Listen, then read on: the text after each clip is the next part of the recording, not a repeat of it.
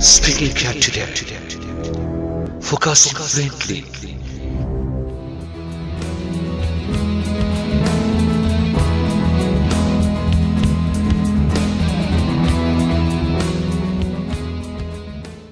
Hello everyone, I am Ruhan from class 9.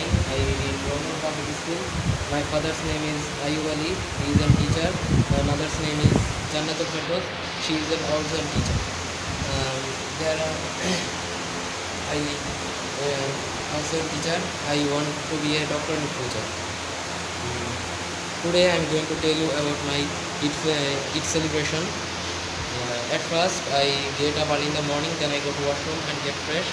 Then wearing Punjabi and pajama, I go to my grandma's house. Reaching there, I take something food. Then I go to Eidgah Mat for iftar. Getting back home, I take something food what I get easily. Then I visit around with my friends and enjoy natural beauties.